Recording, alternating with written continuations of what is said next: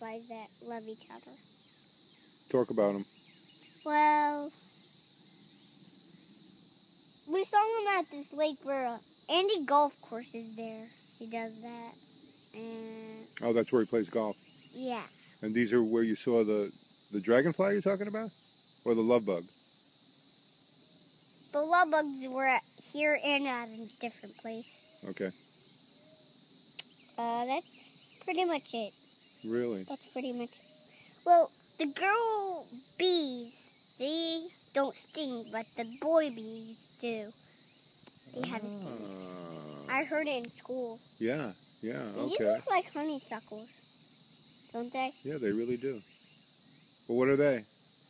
They're flowers, tomato flowers. Tomato flowers, and they become tomatoes? Yeah. That's really cool. This one's a midget.